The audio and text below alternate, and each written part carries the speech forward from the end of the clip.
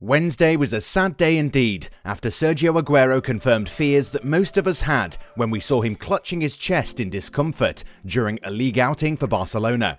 Since then, the Argentine striker's future has been a source of constant talk, with Samir Nasri suggesting a day after the incident that his former teammate will be retiring from the game. And the Barca man has just announced his retirement, which we find shocking, even though it was the right decision.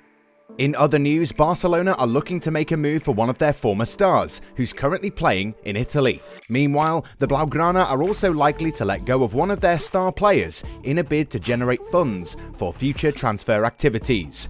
Bayern Munich have some major plans for the next summer transfer window, and the Germans have already started working on finalizing players that they'll be approaching.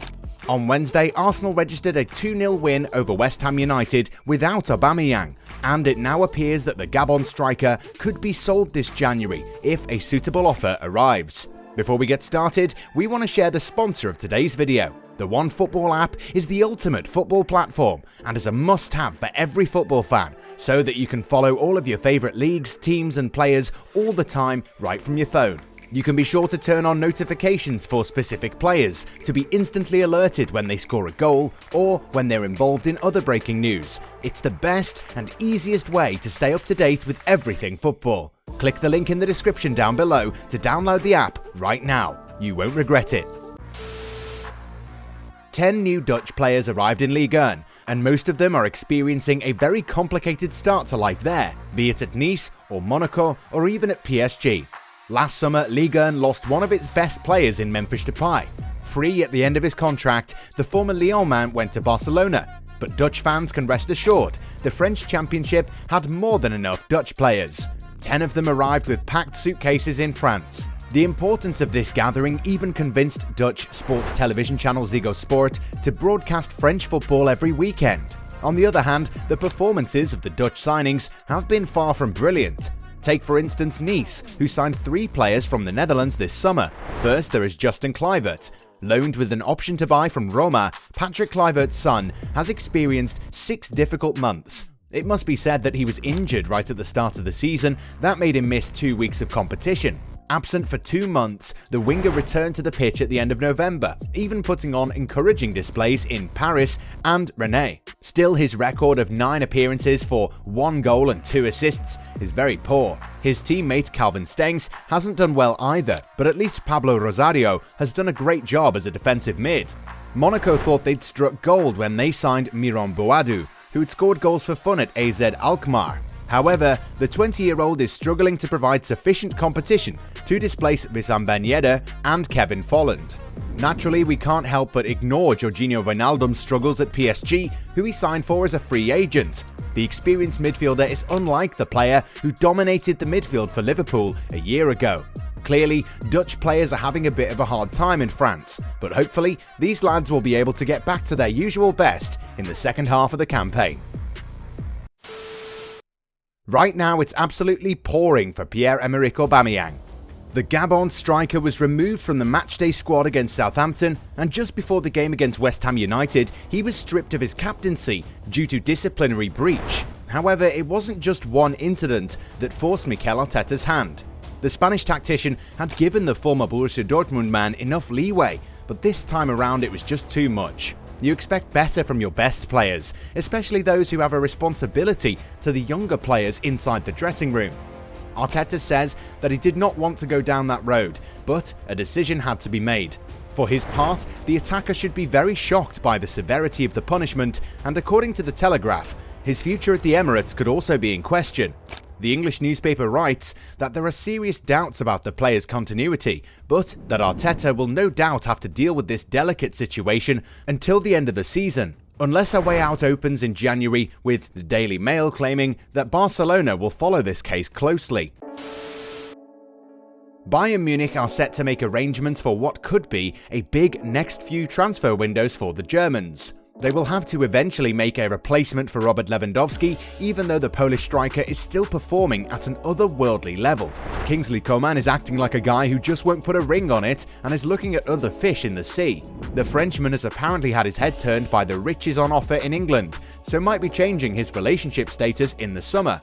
Therefore, the Bavarians are now eyeing moves for the likes of Erling Haaland, Ousmane Dembele, Dusan Vlahovic, and Federico Chiesa. Michael Cuisance is likely to leave the club in winter, while Corentin Tolisso will be a free agent in the summer and might move to Roma, where Jose Mourinho is batting a few of his remaining unsinged eyelashes. Almost in the bottom half of La Liga and out of the Champions League, Barcelona are experiencing a crappy season. It has to be said that after a turbulent previous transfer window, we expected them to crash and burn. Injuries to important players hasn't helped either, and Xavi will be eager to strengthen his workforce in order to see his team play like they used to. The priority remains to find a forward following Sergio Aguero's retirement, which we'll discuss in a little bit. Ferran Torres was close to signing for them, but nothing was done, and now Sport claims that the Blaugrana are eager to bring back Alexis Sanchez, who's currently playing for Inter Milan. The Nerazzurri are reportedly willing to loan the Chilean forward, and Barca are eager to throw Luuk de Jong into the deal. The Dutchman has managed just one goal this season, and we're sure that Sanchez might be a major improvement. With 2 goals and 3 assists in 14 appearances for the Italian champions, Sanchez might give the beleaguered Spaniards a much-needed boost. Meanwhile, Barca will have to let go of a few players to generate funds. This is called an unprecedented situation. In need of cash, FC Barcelona will soon have to part with some players with high market values. Even though these players have a potential that could lift Barca to the top in future, they've got no other option. Recruited 2.5 years ago, Frenkie de Jong has joined the list of players that could significantly boost the Catalan funds. The Dutchman has not been poor at all, but we have to admit that de Jong hasn't exactly set the world on fire since arriving at Camp Nou from Ajax. But in spite of all that, the Dutch international is an essential element in the eyes of Xavi, who wants to integrate him more than ever in his project for the years to come. Internally, if no official statement has been made on a potential departure of the former Ajax player, the intentions remain different. Joan Laporta does not in fact conceal that Frenkie de Jong, apart from his market value, can attract prestigious suitors. The assurance of pocketing a significant amount to clean up the accounts is too good to ignore.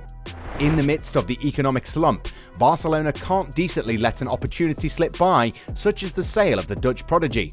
Several major European clubs are closely monitoring the situation, such as Manchester City, Man United, Bayern Munich, Chelsea and Paris Saint-Germain. These clubs did try to sign de Jong a little over 2 years ago. Recently, the player's father admitted that the 5 biggest European clubs had already come forward to welcome his son in the coming months. It remains to be seen whether Barca will be tempted by the law of profit, or will favour the sporting aspect in this case. Since the game against Alaves, we had not seen Aguero take the field. The veteran striker was taken off after complaining of chest pains. He was then rushed to the hospital, where he underwent several tests. At first, the club said that the player will be out for 3 months. However, it turned out that the issue was far more serious than that.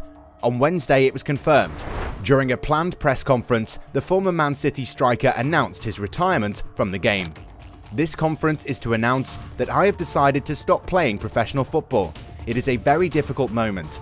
The decision I have taken for my health, the problem I had a month and a half ago. I have been in good hands with the medical staff. I made the decision 10 days ago after doing everything possible to have some hope of playing on. I'm very proud for my career. I always dreamed of a professional career since the first time I touched a ball at 5. I want to thank Atletico Madrid, who took a chance on me when I was 18, and Manchester City. Everyone knows how I feel about City and how well they treated me there. It is really sad to see Aguero forced to retire from the game at the age of 33. But at the end of the day, his health comes first. Regardless of what's happened in the last few months, Aguero should be considered as one of the greatest players of our time. And it's good to know that Manchester City will honour his achievements by putting up his statue alongside David Silva and Vincent Kompany at the Etihad.